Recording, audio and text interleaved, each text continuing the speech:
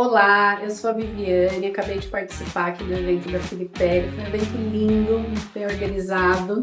De todos os temas, o que me chamou mais atenção foi a discussão sobre burnout e olhar o que é biológico e médico e como é que a gente transfere isso para o ambiente corporativo. Então, foi uma noite ótima, mas de todos os temas, esse foi um tema que chamou bastante atenção e que com certeza apoia para dois olhares da vida, para o pessoal e para quem é de RH como eu também, para a gente olhar para as pessoas que a gente cuida dentro das organizações. Quando você conheceu a Filipelli? Nossa, já tem 10 anos. Eu entreguei um projeto de desenvolvimento de liderança numa empresa de varejo de moda que eu trabalhei há bastante tempo atrás. Você já participou de algum evento anteriormente? Todos venho. Eu participo de praticamente todos os eventos. Eu estava no último, que foi lindo, que vocês estavam lá, deram depoimentos, foi muito legal. Sempre que eu posso, estou por aqui. Eu já trabalho com a Filipelli há uns 10 anos. Tem bastante. O que você achou do evento? Foi lindo, muito bem organizado, um time sempre muito acolhedor, os temas muito relevantes. Discussões que são práticas, discussões que a gente vai para casa pensando para a vida e também para o trabalho. Foi muito legal, parabéns pelo evento. Olá, eu sou a Patrícia Torres, eu sou Head de RH do Banco Hyundai. É uma joint venture formada pelo Santander e pela Hyundai Capital da Coreia. O tema que eu mais me identifiquei aqui, todos foram maravilhosos, mas entender o comportamento, do cérebro para as questões de burnout, estresse, como funcionam, com a neurociência, com a bioneurociência, com a doutora que apresentou o tema, para mim foi assim espetacular. Eu não pisquei um minuto. Você já participou de alguma edição anteriormente?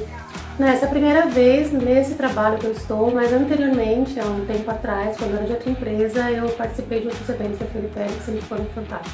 O que você achou dessa edição? Eu achei incrível, assim, maravilhosa. Na verdade, a gente aprende, o que é e o principal, como é. Porque o que é você lê na literatura, você entende, você pesquisa. Agora, como funciona esses aprendizados, com os exemplos, a conversa da doutora, a conversa da Adriana, a conversa do Nicolas, como atuar, como fazer, como se programar, como se prevenir, para mim é espetacular. Eu acho que é interessante finalizar há quanto tempo você conhece a Filipelli? Nossa, quando você conheceu a Filipelli? Nossa. Olha, eu conheço a Filipelli desde 2002 mais ou menos, quando eu comecei a trabalhar com a Filipelli na empresa anterior que eu trabalhava, uma montadora, uma multinacional, e lá nós usamos muito a Filipelli para diversos treinamentos. E nos meus últimos anos na empresa, eu atuei com a Filipelli para fazer inteligência emocional, SCARF, DBTI. Agora a gente está fazendo na Hyundai inteligência emocional, MBTI, a gente fez SCARF também. Estamos aí numa jornada da liderança que tem trazido excelentes frutos. Quero agradecer a presença de vocês. Para a gente aqui da Filipelli é um dia muito especial. Esse evento é um evento que a gente faz há 7 anos. Só que o primeiro ano foi em 2019, eu estava até contando ali, foi na Digital House.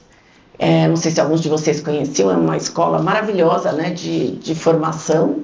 Só que veio a pandemia, a Digital House quebrou e aí fechou e era assim, um lugar maravilhoso de aprendizado tecnológico, etc. E aí em 20, 21, 22, 23 e 24 a gente acabou fazendo virtual. E esse ano a gente está começando novamente a fazer presencial. Então a gente vai fazer, são 3 dias sempre a nossa semana, onde a gente fala sempre temas ligados à neurociência e inteligência emocional e as coisas correlatas a isso dentro do mundo organizacional. E esse ano a gente resolveu falar sobre, já que tem a norma, NR1, nós resolvemos falar sobre burnout, fadiga, e aí a gente já vou apresentar a nossa palestrante de hoje, para que a gente possa aprofundar um pouco mais nesse tema. Só em 2024 foram registrados 472 mil casos de saúde mental no Brasil.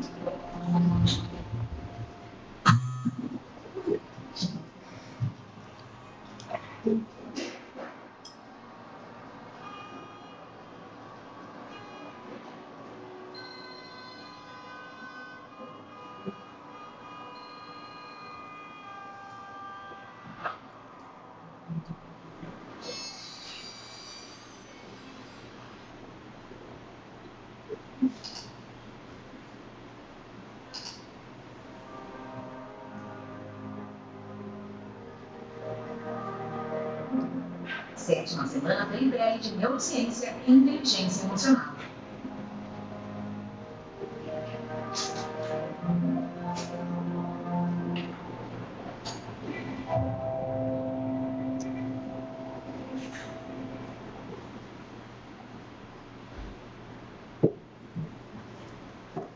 Bom, pessoal, boa noite. Eu sou a Alessandra Oliveira, eu cuido da área de negócios na FeliPL. Para mim é um prazer estar aqui com vocês.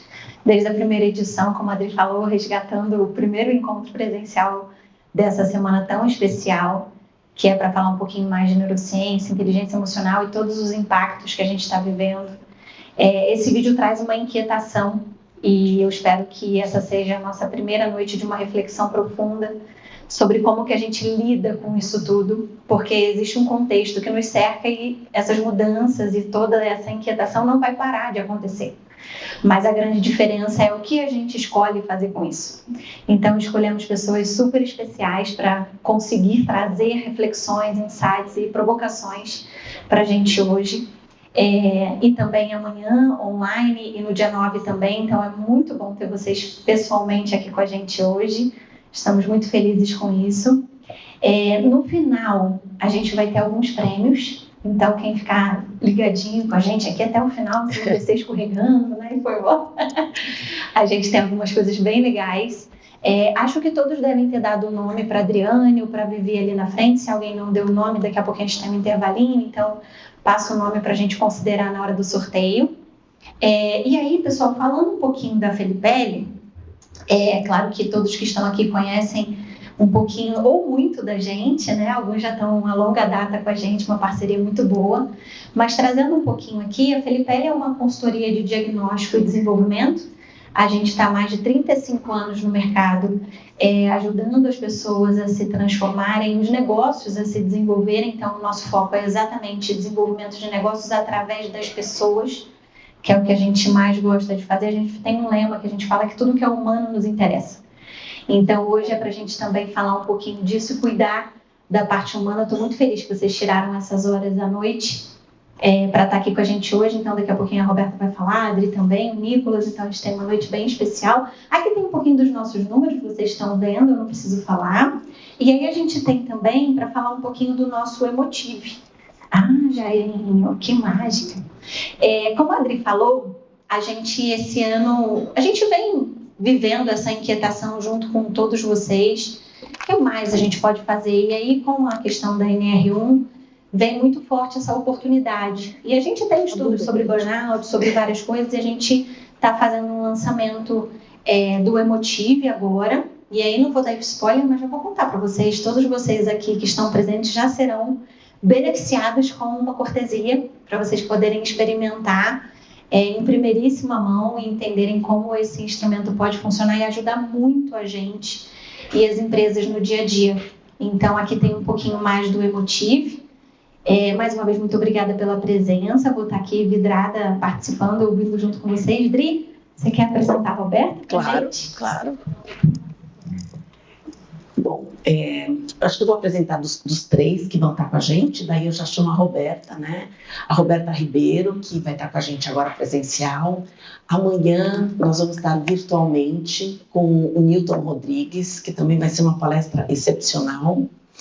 E no dia 9, o Rafael Nunes, que, assim, são todos eles muito profundos e muito conhecedores desses assuntos dos quais eles vão comentar. Então, eu queria apresentar aqui a Roberta. Roberta, ela é uma médica, neurocientista. Total, obrigada. E vai falar com a gente sobre a neurobiologia do estresse. Opa, obrigada. Boa noite, gente. Pegando minha máquina aqui, que hoje em dia sem máquina a gente não é nada, não é isso? É verdade.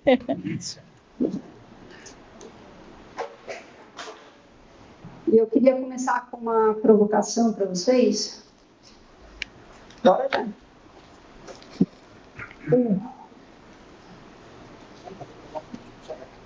Eu queria... Ficou na mesa, né? Peraí. Aqui, ó. Eu vou precisar ficar nesse cantinho mesmo, tá bom? Tá bom.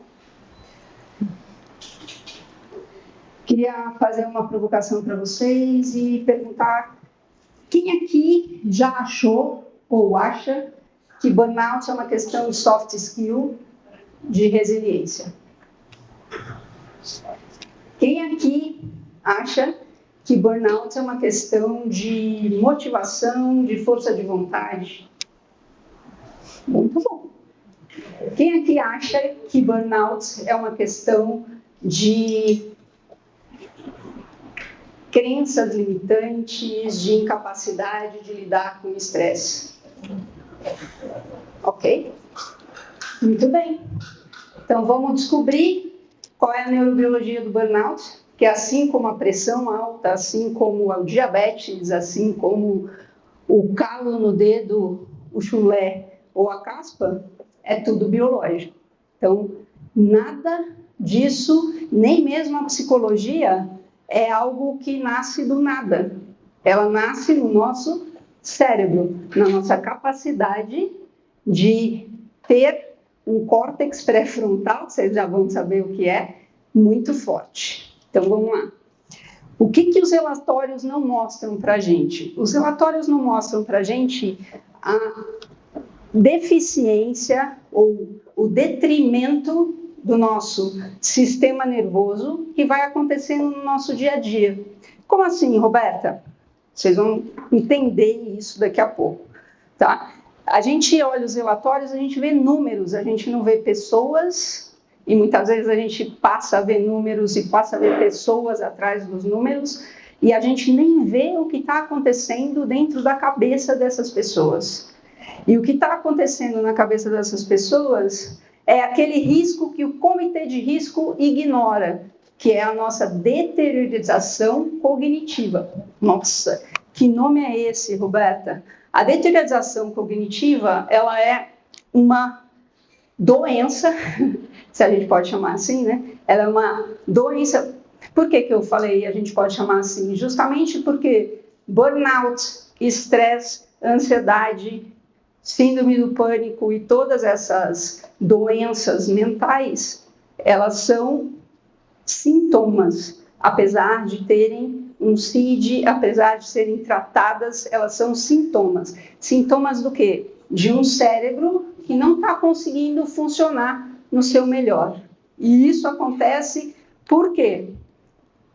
Porque a gente tem um sistema nervoso que é moldado no nosso ambiente. Não, peraí, como assim, Roberta? Para isso eu preciso responder uma coisinha para vocês e me apresentar. Eu sou médica, eu sou infectologista de formação, mas eu sempre trabalhei com comportamento humano. Por quê? Porque quando eu passava uma prescrição para o meu paciente, ele precisava mudar o comportamento dele para que ele mudasse o estilo de vida, para que ele tivesse saúde. Vocês sabem disso, né? Que a saúde está intimamente ligada ao estilo de vida. E aí todo mundo fala, você precisa comer bem, você precisa se exercitar, você precisa dormir bem, você precisa descansar, não é mesmo? E dormir, inclusive. Por que a gente dorme?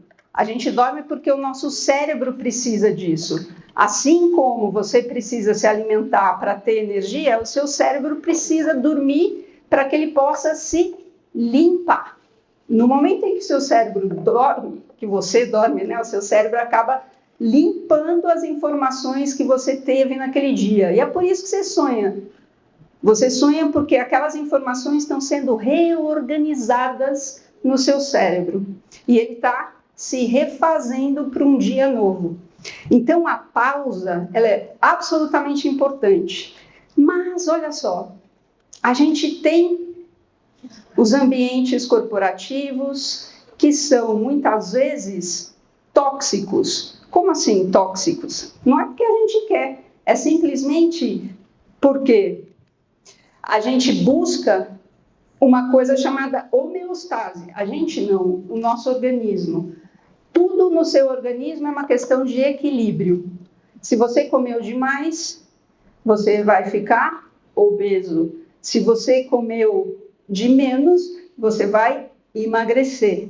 Se você bebeu demais, você vai ficar bêbado. Se você ficar bêbado no outro dia, você tem uma ressaca. Não é verdade? Vocês experimentam isso, né? E o que isso tem a ver com o que eu estou falando? O que isso tem a ver com burnout? Eu estou falando sobre homeostase. O seu organismo vai procurar o equilíbrio. Equilíbrio, quem faz é o seu cérebro. É o seu cérebro que está o tempo inteiro olhando para o seu corpo como um todo e vendo o que você precisa. É mais oxigênio? É mais glicemia? É mais açúcar no seu sangue? É menos? Você precisa agora liberar o hormônio para você ovular? Agora você precisa liberar o hormônio de crescimento? É ele quem está fazendo isso o tempo todo. E isso se chama homeostase. Homeostase é o equilíbrio dinâmico do nosso organismo. E a função primordial do cérebro é que essa homeostase aconteça o tempo inteiro. E o que isso tem a ver com burnout? Silêncio, né? O que isso tem a ver com burnout? Tem a ver com burnout porque nos nossos ambientes a gente vai procurar a homeostase. E o seu corpo está pouco se lixando se para fazer a homeostase ele vai fazer você comer compulsivamente, ele vai fazer você estressar, ele vai fazer você duvidar de si mesmo, ele vai fazer você entrar em momentos de burnout. Ele simplesmente está tentando te adaptar. Fica claro isso? Isso é muito importante, gente. Fica claro? Tá. E nesse processo de homeostase, a gente então vai o tempo inteiro se adaptando ao organismo. E o que a gente descobre? Que o estresse, ele é um patógeno psicossocial. O que isso significa? Que no ambiente no qual a gente se encontra, esse estresse prolifera como um vírus. Não como um vírus que é transferido por gotículas, pelo ar, pelo contato, pela bebida no seu mesmo copo. Ele é transmitido a partir das nossas interações. Ele é transmitido através das nossas palavras, através das nossas caras e bocas, através dos nossos gestos, através dos nossos ambientes, inclusive ambientes físicos. Vocês já viram que aqui tem planta, né? Não é de verdade, mas tem. Existem ambientes nos quais o cortisol é menos liberado, que são ambientes menos tóxicos. E quando eu falo tóxico, eu não estou falando dessa toxicidade que a gente está ouvindo por aí. Ai, a relação é tóxica. Não é disso que eu estou falando. Eu estou falando do ambiente tóxico como ambiente mesmo. Falta luz natural? Tem luz natural por mais de 2 horas por dia? Não tem luz natural? Você fica naquelas baias, você fica dentro de uma sala que nem luz tem, você não tem planta, você não tem pet, você não tem nada que você possa descomprimir. Isso é um ambiente tóxico, tá? Então, o estresse é um patógeno psicossocial, causado por um patógeno psicossocial. E aqui a gente tem o que é um ambiente tóxico. Ambiente tóxico é quando você não tem previsibilidade, quando você não sabe por quanto tempo você vai trabalhar, quanto tempo vai durar essa pressão, quando vai terminar e quão ruim será aquela reunião que você vai ter amanhã cedo, ou aquela apresentação que você vai ter amanhã cedo. Quando a gente não tem previsibilidade, isso é a maior toxicidade para o nosso cérebro. Por quê?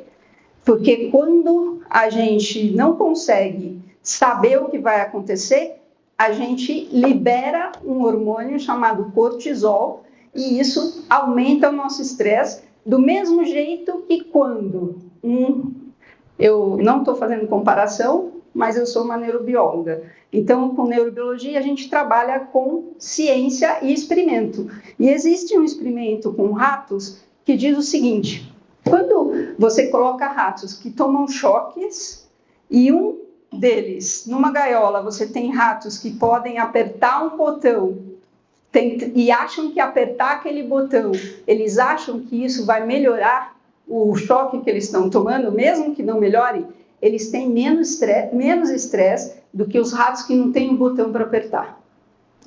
Isso é ciência. E eu sou comparada com um rato? Sim, porque o seu cérebro funciona muito parecido. Exatamente igual, para não falar a mesma coisa. A gente só tem um pouco mais de neurônio, 86 bilhões. Um rato tem só alguns poucos milhões. Tudo bem até aqui, gente? Está claro isso? Então, quando a gente não tem previsibilidade, a gente estressa. Sabe aquele dentista que diz quando o tratamento não te diz quando o tratamento acaba? Isso traz estresse. Né? Você não sabe quando a palestra vai começar? Isso traz estresse. Né? Você não sabe quando vai terminar? Isso traz estresse. Não ter previsibilidade traz estresse. Ou seja, cria um ambiente tóxico. Falta de suporte social. Esse aqui é o maior preditivo de morte em todo o mundo. Quando você não tem suporte social. E o que é não ter suporte social? Não ter um ombro amigo para chorar.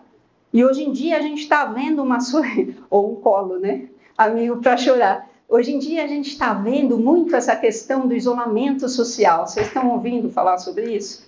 Né? O isolamento social, ele é um grande problema porque a gente acaba não tendo suporte social. E dentro de uma empresa, muitas vezes a gente não tem suporte social. Muitas vezes a gente está olhando para aquele colega e está olhando para onde é que ele vai me sacanear, onde é que ele vai puxar meu tapete, onde é que o meu chefe vai entender isso ou aquilo. Eu não tenho suporte, eu não posso nem, muitas vezes, falar com o meu chefe sobre o burnout que eu estou tendo, ou sobre a ansiedade, ou sobre o colapso. Hoje mesmo eu atendi uma mentorada minha, trabalha numa empresa gigantesca, e ela estava me falando, chorando na minha frente, me dizendo o seguinte: eu preciso falar para o meu chefe que eu estou colapsada e eu não posso entregar para ele aquilo que ele queria que eu entregasse hoje.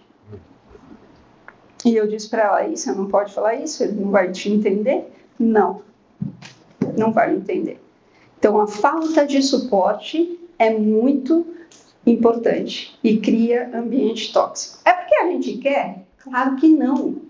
É óbvio que a gente não quer isso. Todo mundo aqui tem 86 bilhões de neurônios e, obviamente, a gente não quer formar ambiente tóxico. E a gente não faz isso porque a gente tem vontade. A gente faz isso porque a gente foi programado para.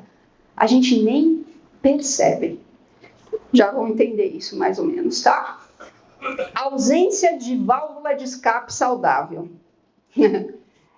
Lembra que eu falei agora há pouco? O seu sistema nervoso está pouco se lixando se você vai beber, se você vai fumar, se você vai abrir aquela janela privada no seu browser para fazer uma compra na Shein, para ver pornografia, para, sei lá eu, né? Ele não quer saber, ele só quer se regular, ele só quer a homeostase. Então, ele vai fazer com que você faça o que for necessário para você buscar essa homeostase, ok? E a ausência de válvula de escape saudáveis faz com que você aumente o estresse. Por quê? Porque você vai fazer coisas que não são saudáveis, obviamente, né? Então, existe um experimento com ratos também que diz o seguinte: não só ratos, mas macacos, quando os ratos estão em estresse e o rato tem uma madeira para roer, ele tem menos estresse, o estresse fica menos estressante. Quando um macaco tem estresse, ele vai no macaco que é menor do que ele, na hierarquia, e bate naquele macaco. Esse macaco bate no que tem uma hierarquia menor, que bate no que tem uma hierarquia menor, que bate numa fêmea, que bate num filhote. De outra pessoa, é claro, de outro macaco, né? Então, a ausência de válvulas de escape saudáveis aumenta o estresse. E o que seria um escape saudável, Roberta? Fazer esporte é um escape saudável? Depende do nível de estresse. Depende do nível de estresse, porque dependendo do nível de estresse, o esporte ele causa ainda mais estresse. Isso ninguém fala, né? Mas é verdade. Dependendo do nível de estresse, o esporte causa mais estresse. Então, o que seria uma válvula de escape saudável? Nenhum exemplo? Terapia? Boa. O que mais? Dançar. Meditar. Ir no shopping fazer compra. Ai, meu Deus. É também, né? É saudável até o ponto 2, até chegar a fatura do cartão, é isso? Velejar é um esporte saudável. Velejar é um esporte saudável. Meditação é uma válvula de escape saudável. Mas mais do que tudo isso, sabe o que é uma válvula de escape saudável e absolutamente necessária? Eu já falei, pausa. Pausa no seu dia. Tem gente que almoça falando sobre negócio. Tem gente que almoça falando sobre apresentação. Tem gente que chega em casa e quer falar sobre... Né? Então, o que é uma pausa? Pausa é eu sentar e ficar sem fazer nada? Pausa é eu ficar quieta.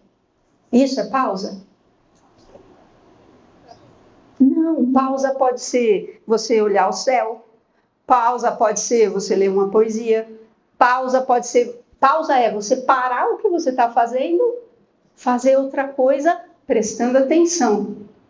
Não é parar aquela apresentação e responder um e-mail. Presta atenção. Não é trocar 6 por meia dúzia, como diria minha mãe. Né? Tá? Fica claro isso? Desculpa, falta de controle. Falta de controle, que é aquele rato que enquanto tem o botãozinho para apertar, ele acha que vai melhorar o estresse dele. Então ele desestressa, isso torna o estresse menos estressante. Mesmo que a pena dele não melhore, mesmo que ele esteja maior estresse e esteja estressado e continue levando choque. Ele acha que aquilo vai parar em algum momento. Conhece alguma coisa parecida com isso? Que a gente jura por Deus que vai passar daqui a pouco? Né? Esperança é uma coisa importante. Que a gente sempre acha que daqui a pouco vai melhorar. Então, pensamento positivo é uma boa? Sim, mas quem é que pode ter pensamento positivo? Qualquer um? Não, exatamente. E por que não dá para ter pensamento positivo qualquer um? Porque o pensamento não nasce do nada. O pensamento nasce das nossas bases, sinapses e caminhos neurais. Fica claro isso? Tem muita gente que acha que o pensamento nasce sei lá onde. Mas não é. É na sua cabeça e no seu cérebro. Não existe pensamento sem um cérebro. Nunca vi um. Tá? Isso é muito, muito, muito importante. Porque na maioria das vezes, eu estou brincando, mas isso é muito sério. 100% das pessoas que chegam até mim, elas acreditam que existe um sabotador dentro da cabeça delas. E isso não é possível. Isso é biologicamente impossível. Se vocês saírem daqui hoje com isso, vocês vão ter menos burnout. Prometo. Tá? Na sua cabeça sim, mas no seu cérebro. Tá, Roberta, para de me enrolar. E é por isso, é por não saber de tudo isso que a gente queima 32% do nosso capital humano, segundo eu não sei quem é isso aqui, eu acabei esquecendo, que é essa fonte, que é uma instituição, a Instituição de Stress Management aqui no Brasil. 32% dos trabalhadores brasileiros estão em burnout, segundo ela.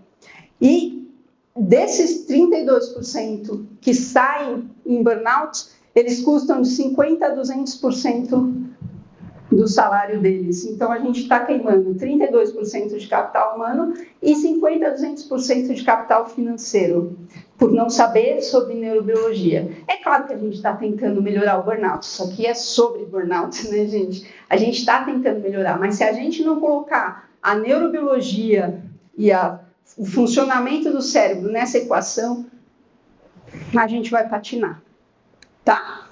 E o custo invisível que derruba o EBITDA é o seguinte: o estresse, ele não é monolítico, ele não vem num único sabor, você pode escolher os sabores dele. Ele vem em 4 diferentes sabores, ele vem num range, numa escala, obrigada, de cores, ok? Então, ele pode ir para a depressão, ele pode ir para o burnout. Sabe o que é o burnout? Burnout é aquela coisa de eu não tenho motivação, isso aqui não está tão desafiador para mim, isso aqui está chato. E isso me lembra o Mihaly Csikszentmihalyi. Conhece o Mihaly do Flow? O Mihaly do Flow diz que a gente precisa ter a nossa tarefa, ela precisa ser suficientemente desafiadora para que a gente possa fazê-la, mas não desafiadora que ultrapasse a nossa capacidade de fazer, porque senão a gente também não faz, precisa estar ali no meio. E o burnout é exatamente esse lugar onde eu não tenho desafio, eu estou desmotivado, como a gente fala por aí, né? Então é o burnout. Ele pode virar uma ansiedade, todo mundo aqui conhece a ansiedade. O planejamento, a preocupação com aquilo que está ali no futuro. E a partir disso ele leva ao burnout. Então é um range de capacidades que o estresse traz para a gente, de manifestações. Então o burnout, ele é quando já não dá mais, o estresse está lá no topo, né? Mas como é que o estresse leva à depressão? A gente aprende a ser hopeless, a não ter esperança, sabe?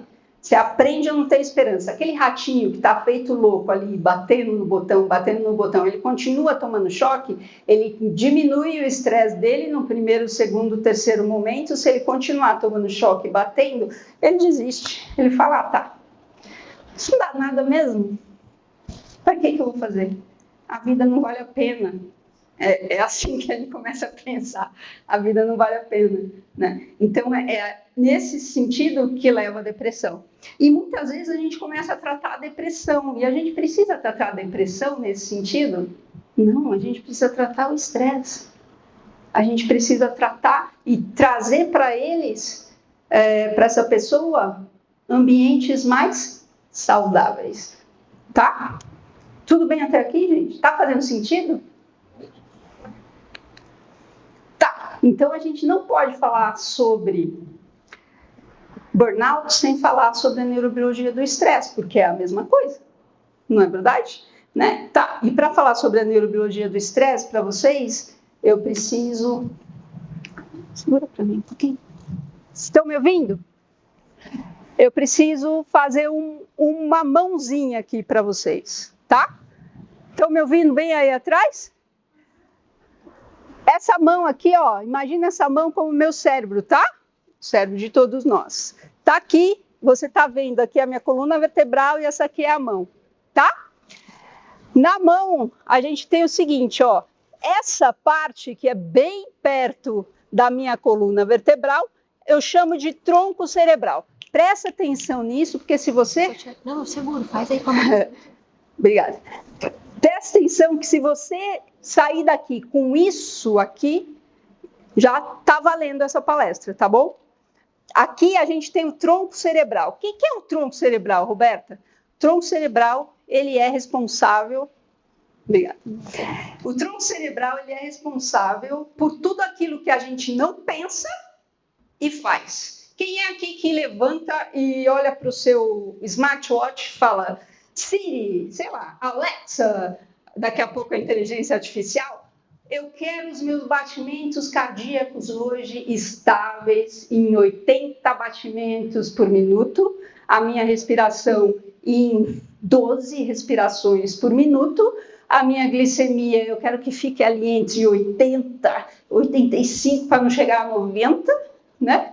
E eu quero também que hoje eu tenha, sei lá, 10 mililitros do meu hormônio, da minha dopamina liberada no meu cérebro a cada 10 minutos. Eu quero me sentir bem. Quem faz isso? Pois é, exatamente isso, né?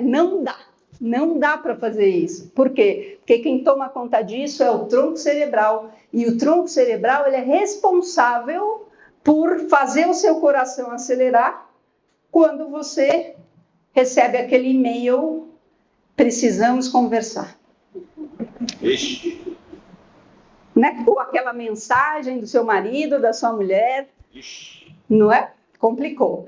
O seu coração acelera, a respiração fica mais... quase para, né?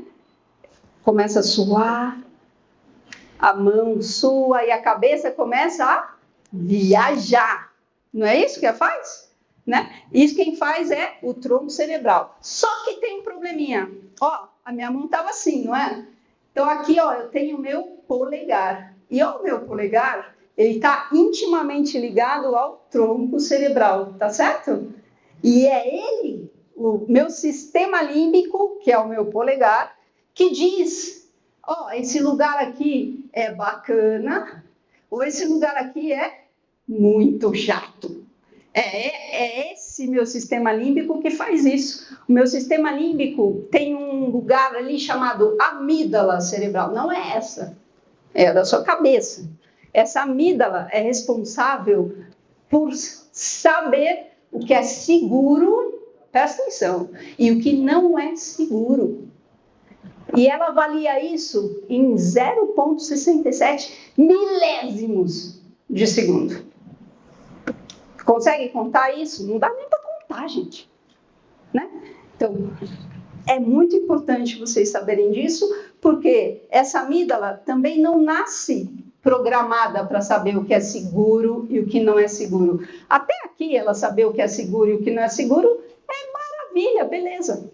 A zebrinha também sabe o que é seguro e o que não é seguro. Quando ela vê um leão, o coração dela dispara, mas ela fala, tá, ele está parado lá, vou comer minha graminha aqui olhando para ele. Se ele levantar, eu já começo a sair.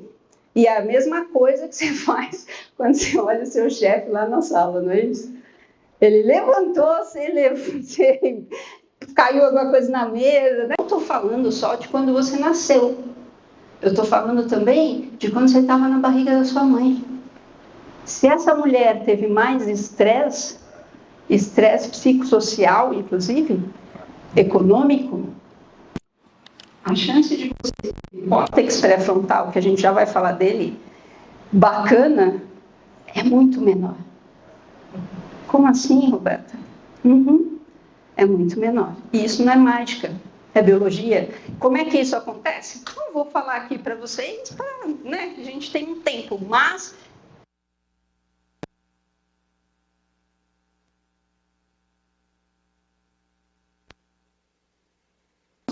que tocam um piano, e esse piano é seu cérebro, e a sua vida, o seu comportamento, as suas emoções, o que você pensa é uma sinfonia, o que a música tocada nesse piano. E isso fica claro para vocês onde é que o ambiente muda isso, tá? Ele liga e desliga alguns genes que formam o nosso cérebro, tá? E isso se chama epigenética, tá bom? Pô, Roberta, mas e o burnout? Então, vamos lá. Aqui tem o córtex pré-frontal, aqui na minha mão, ó. Aqui na minha mão, lembra da mãozinha? Córtex pré-frontal. O córtex pré-frontal, como você vê, ele está intimamente ligado com o meu polegar e intimamente ligado com o tronco cerebral. Ele manda na amígdala, no sistema límbico e no tronco cerebral. Mas a amígdala também. Lembra que o sistema límbico também manda no tronco cerebral. Então, quando a amígdala entende que tem algo inseguro no ambiente ou uma ameaça, ela dispara aqui, fala para ele, a gente vai morrer. E quando a gente vai morrer, o que faz? A gente precisa lutar ou fugir. Então ela fala para o nosso tronco cerebral, acelera o coração aí e vamos nessa, que os músculos ficam tensos, é por isso que você sente aquela dor no pescoço, aquela dor nas costas, sabe? Os músculos ficam tensos, o coração acelera, a gente está pronto para lutar ou fugir. Quando isso acontece lá na natureza, na zebra, a zebra foge do leão, se ela escapar, ela vai comer a grama como se não tivesse acontecido ontem e nem o amanhã. Come a grama de boa, vai ficar bem. Agora, quando a gente aprende que existe uma ameaça no meu WhatsApp, no meu e-mail, nas metas que eu tenho que entregar, ou sei lá eu o quê, eu fico nesse estresse crônico, não desliga nunca. E esse é o problema. E sabe qual é o problema? Um cérebro em estresse crônico, ele perde 40% da produtividade, segundo um estudo de Stanford. Não estou falando de 20, não estou falando de 10, não estou falando de 40% da produtividade. Tá difícil, né? A neurobiologia. E quem manda nisso tudo? O córtex pré-frontal. O córtex pré-frontal é o CEO da parada, ele é o CEO do cérebro, tá? E o sistema límbico são os gerentes, né? A gente vai chegar lá, tá? O córtex pré-frontal, ele tem a capacidade de controlar o sistema límbico. É ele quem regula o sistema límbico. E quando ele regula o sistema límbico, ele fala para a amígdala, eu sei que você está entendendo que a gente vai morrer, mas a gente não vai morrer, fica calmo que eu estou cuidando disso. Ele é o que pensa, ele é o que analisa, ele é o que projeta o futuro, tá? Projeta o futuro, que eu quero dizer, não é a ansiedade vem pelo sistema límbico, tá? Ele projeta o futuro no sentido de simular o que é que vai acontecer, tá bom? E o córtex pré-frontal controla a amígdala, então, em todos os casos, por quê? Porque olha só o que acontece na natureza, é muito interessante. O córtex pré-frontal, ele só fica pronto aos 25 anos de idade. Então, quando você está brigando com seu filho, que ele precisa regular as emoções dele, esquece. Ele não vai conseguir regular as emoções dele, porque ele não tem um córtex pré-frontal pronto. E a gente que tem um córtex pré-frontal pronto, não controla a amígdala por quê? Porque quando o sistema límbico interpreta que falta segurança, ele derruba o córtex pré-frontal. Pô, sacanagem, né? Quem pensou nisso não pensou direito. Não é verdade? Né? E por que ele faz isso? Porque o córtex pré-frontal, ele gasta muita energia. Óbvio, é ele que pensa, é ele quem planeja, é ele quem controla, é ele quem manda na parada toda. E, ora isso, quando um gerente detecta a segurança, ele vai correndo para o CEO? Raramente. Não é verdade? Tenta resolver por ele mesmo. E é assim que funciona também no nosso cérebro. Ficou claro isso? Pergunta? Tá interessante? Tá bom. Então, beleza. Mas e aí, como é que é esse negócio? Enquanto a gente tiver e ignorar isso, o que vai acontecer? Um apocalipse corporativo. Pô, mas Roberta, pelo amor de Deus, hein? Por quê? Porque se a gente não entende sobre isso e não cria ambientes não tóxicos, né? Com previsibilidade, todas aquelas coisas, eu vou fazendo uma destruição cognitiva. É isso que vai acontecendo. Cada vez que você tem estresse, cada vez que a sua amígdala é deflagrada, disparada, é muito mais fácil dela ser disparada na próxima vez. Por quê? Porque no nosso cérebro acontece uma coisa muito, muito interessante. Tudo aqui é interessante, vocês perceberam, né? Aí, que eu acho tudo isso interessante. O que acontece é o seguinte, pensa no seu cérebro como uma floresta. E aí, a gente vai aprendendo as coisas, e para aprender, a gente vai construindo pequenos caminhos. Então, eu vou adentrando essa floresta e construindo pequenos caminhos. Essa construção se chama neuroplasticidade. E nessa neuroplasticidade, eu vou construindo essas trilhazinhas. Quanto mais eu repito essa trilhazinha, menos trilha ela vira. Ela vai virando uma avenida, ou melhor, ela vai virando uma rua, ela vai virando uma avenida, uma estrada, vai virando uma rodovia. E quanto maior essa rodovia, mais difícil é interditá-la. Preciso de mais gente, preciso de mais guarda, preciso de mais um monte de coisa para interditar. Fica claro isso? Então, quanto mais você tem estresse, mais difícil fica você regular. Mas essa conta não está fechando, né? Como é que a gente faz para fechar essa conta? Sair do apocalipse corporativo é o quê? É o deixar de deteriorar o cérebro das pessoas que fazem parte disso. E como é que eu faço isso? Como é que eu torno o estresse menos estressante? Lembra daqueles 4 cavaleiros do apocalipse? A imprevisibilidade, lembra? Como é que eu torno esse ambiente mais previsível? Como é que eu posso dar previsibilidade para ele? E isso eu não tenho resposta, tá bom? Isso é uma pergunta para vocês. Como é que eu posso dar previsibilidade? Como é que eu posso dar suporte? Como é que eu posso dar válvulas de escape? E a gente tem várias válvulas de escape. Eu tenho vários pacientes e vários mentorados que têm compulsão alimentar. Eu tenho uma mentorada que tem compulsão alimentar fortíssima, e toda vez que ela está no escritório e tem uma pressão, tem um chocolate, tem uma barrinha de proteína, tem, sei lá, um salgadinho, tem um pão de queijo. Qual é o seu MM? Qual é a sua válvula de escape? E como é que você pode criar a válvula de escape para que as pessoas possam se sentir mais seguras? E essa pergunta eu acho que vocês vão responder neste evento aqui. Até o último dia vocês vão ter essa resposta. Então, a gente precisa de alívio, tornar o estresse menos estressante. Alívios saudáveis. Porque beber alivia? Fumar alivia? Comprar na Shein alivia? Gastar no cartão alivia? Mas não é saudável.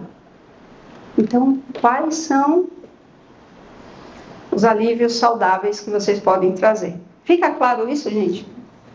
Tá? É muito, muito importante. Mas o estresse não é vilão. Pô, Roberta, você falou tudo isso e agora você vem falar que o estresse não é vilão? Ele não é vilão. Vilão é a nossa incapacidade de lidar com ele. Por quê? Porque o estresse, a gente paga bom dinheiro para ter estresse. Quando a gente tem previsibilidade, quando a gente tem suporte, quando a gente tem controle, ou pelo menos a sensação de controle. Não paga? Paga dinheiro para entrar naqueles lugares de jantar no escuro, você não sabe se vai comer minhoca, gafanhoto, sei lá o quê, não é? Você paga dinheiro para entrar numa montanha-russa, você paga dinheiro para o outro brincar com você de esconde-esconde, para você vir aqui nesse escorregador, independentemente da sua idade. A gente paga dinheiro para ter estresse. Então, o problema não é o estresse. O problema é a nossa percepção do estresse. E essa aqui é a palavra mágica dessa noite. Percepção. Por quê? Porque se a minha amígdala, se o meu sistema nervoso não percebe isso como insegurança, eu não vou ter o estresse. Simples assim. Matemático, não é? Ou não? Né? Então tá, estresse não é vilão. Ele só no ponto certo, igual a carne, ele fica bom, né? E eu sou vegana, hein? Olha o dilema. E o dilema, então, qual é? O dilema é, vamos diminuir total o estresse? Não tem meta nenhuma, deixar todo mundo fazer escorregar só? Vamos? Não. O que a gente... não ter estresse, não é nem não ter estresse e nem tampouco ficar cuidando demais desse cara. Tá certo? Qual é o dilema? Então, como é que a gente escolhe isso? Não é mágica, é biologia. Essa é a minha frase predileta. E a biologia é mágica. Como vocês acabaram de ver, né, gente? Né? Ela é muito mágica. Então, eu preciso dar o tanto de estresse necessário para que eu possa estimular, mas não queimar. Faz sentido? Quando você vai fazer churrasco na sua casa, eu não sei fazer churrasco, então eu posso estar falando bobagem. Quando você vai fazer churrasco na sua casa, você acende um fogão lá, tipo, pá! Não! Eu imagino, né? Eu cozinho, mas não é carne, mas eu imagino que tem ali um fogo perfeito. E essa é a grande brincadeira. Como é que eu acho esse fogo perfeito? Tá? Faz sentido isso, gente? Tá? Então é possível a gente reprogramar a minha percepção do estresse? Com o quê? Com frases motivacionais? Não. Com pensamento positivo? Não. Com desenvolvimento de soft skill? Talvez. Como é que eu reprogramo isso? Quem é que manda na parada? O córtex pré-frontal. E o que eu faço então para fortalecer o córtex pré-frontal? Para não deixar com que ele seja derrubado? O que eu posso fazer para isso? Posso treiná-lo. E como é que eu treino o córtex pré-frontal para isso? Começando pela minha atenção. Quando eu começo a ter a minha atenção plena neste momento presente, eu passo a fortalecer o córtex pré-frontal. Faz sentido isso? E o que é ter a atenção plena aqui presente? É todo mundo sentadinho, meditando nesse momento, em posição de lótus? Não. É você aumentando a sua capacidade de perceber o seu corpo. Presta atenção nisso. Eu estou falando o tempo inteiro que o seu corpo faz X, Y, Z. Então, a sua percepção tem que estar no seu corpo. O seu corpo vai te dizer se está tenso, se esse ambiente é seguro ou não, quais são... E ele vai começar a te avisar isso muito antes de você perceber cognitivamente. Você percebe inicialmente sensorialmente. Faz sentido? Né? Quando a minha paciente pega o chocolate, come o pão de queijo, sei lá o que, ela não está nem percebendo, ela está comendo porque eu preciso parar minha cabeça, pelo amor de Deus, tem um negócio aqui dentro de mim que eu preciso aliviar, tá? E essa reprogramação é feita então a partir do treinamento do córtex pré-frontal. De novo, o cérebro... O CEO do cérebro é o córtex pré-frontal e ele pode ser treinado. Essa imagem eu ia mostrar para vocês de um outro jeito, mas enfim. Então, qual é o segredo?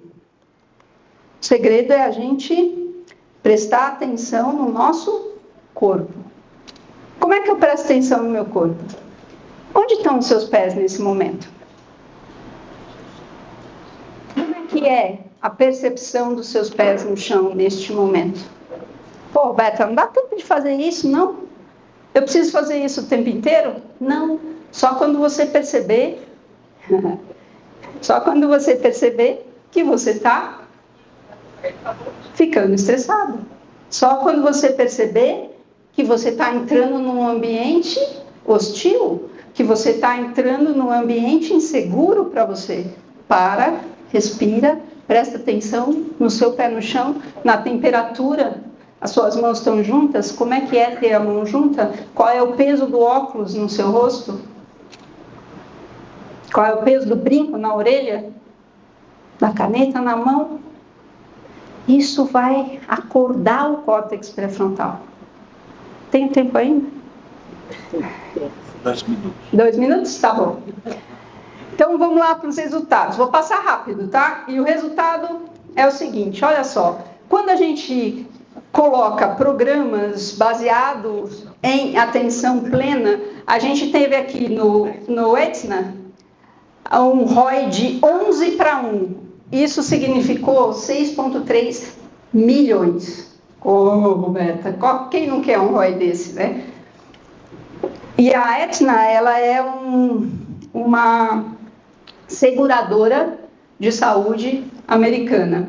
E depois na SAP, que é uma software alemã, que teve também um ROI de 200% quando ela implementou programas baseados em atenção plena. E isso não é bem-estar, né? Isso é estratégia financeira.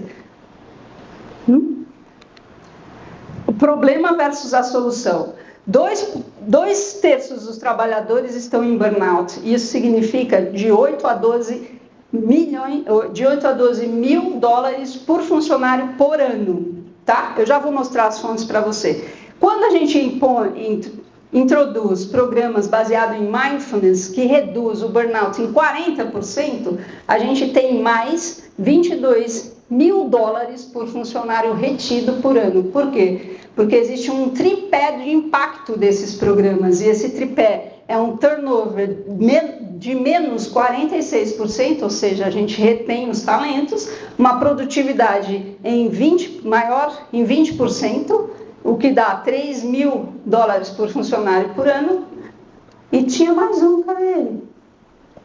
E aqui, ó, tinha mais um, que era custos médicos, não sei, desapareceu. Tinha custos médicos menor, 7% menor. Isso significava o quê? 2 mil dólares por funcionário por ano, tá? Então é por isso que a gente tem esses resultados aqui, tá bom? E a gente tem também uma liderança muito melhor, com 89% de capacidade de escuta. E quando eu tenho 89% de capacidade de escuta, as minhas decisões são muito mais assertivas, são muito mais sistêmicas e melhores para o ambiente, obviamente.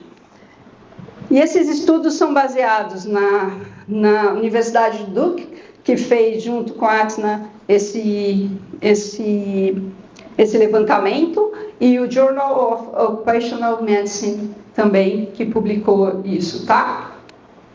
Mas eu não quero deixar vocês saírem daqui sem nada, então eu vou dar algumas pepitas para vocês sobre como vocês podem melhorar o estresse de vocês e que está o burnout. Então a primeira é essa curva de Yerkes-Dodson. Quem conhece? Nunca ouviu falar? Isso aqui é uma curva que fala o seguinte: o estresse e a sua capacidade de tomar decisão, ela aumenta, a sua capacidade de tomar decisão aumenta à medida em que o estresse aumenta. Só que chega um momento onde isso para. Lembra do estresse é bom? É igual sal o estresse. É bom na medida certa. Se for muito, estraga. Se for menos, dá ruim. Ficar insosso, né? Então, essa curva diz o seguinte: a sua capacidade de tomar decisão e a sua produtividade aumentam junto com o estresse, e chega a determinado momento, isso cai e o estresse continua subindo. E como é que você vai perceber qual é esse momento? Existe um número? Não. Percebendo os sinais no seu corpo. Isso aqui é o mais importante do que eu estou falando aqui hoje, tá? Segundo, existe uma coisa chamada janela metabólica. Você já percebeu que as suas decisões são... Eu vou cair ainda, né? Que as suas decisões são melhores nos primeiros momentos que você acorda. Quando você acorda acordando, né? Tem gente que funciona só à tarde. Eu estou falando quando você acorda acordando. Eu acordo às 3 da manhã, adoro. Mas eu vou dormir às 6, hoje está sendo uma exceção. Né? E ter essa janela metabólica faz com que a gente melhore, as nossas melhores decisões são no momento logo após o meu descanso, logo após o meu sono, logo após a minha pausa. Presta atenção nisso, pausa, tá? E isso leva a gente ao terceiro, que é a fadiga decisória. A fadiga decisória é quanto maior o volume de decisão eu tomo, pior vai ficando. Você já percebeu isso? Né? Então, existe um momento de decisão que é ótimo. E como é que eu vou saber disso? Muito bem, prestando atenção no corpo.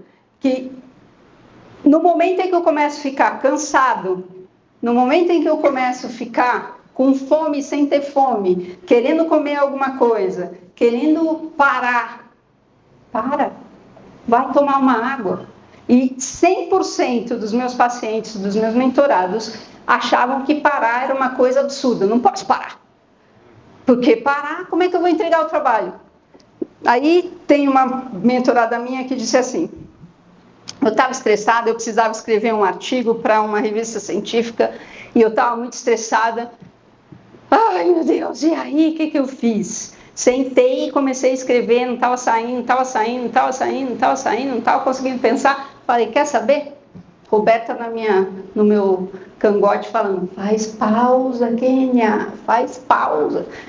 Vou tentar fazer esse negócio. Largou tudo, foi para a academia, levantou peso, mas você acabou de falar que o estresse não é bom. Ela fez isso, eu não disse que ela para fazer, falei para ela tirar pausa. Ela foi para a academia, fez lá o peso dela, não adiantou, olha só, não adiantou. Então, ela foi andar no jardim da casa dela. Andou no jardim da casa dela, tomou água, olhou para o céu, voltou muito menos estressada, sentou, em 10 minutos ela escreveu. Lembra da curva de Yerkes-Dodson?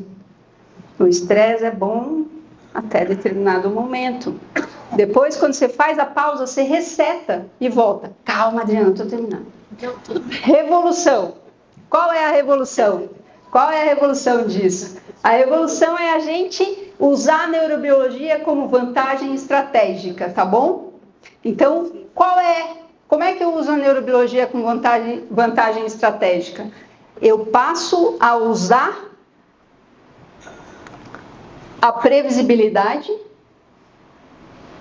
O que mais que eu falei? Suporte social, controle e válvula de escape. Quando eu passo a olhar para o design da minha equipe, do meu escritório, do meu ambiente de trabalho, com esse olhar, eu começo a criar uma cultura neurobiologicamente possível para a redução do burnout. E começo a usar a neurobiologia como vantagem estratégica. Vai ficar claro? Então era isso que eu tinha para falar para vocês. Muito obrigada.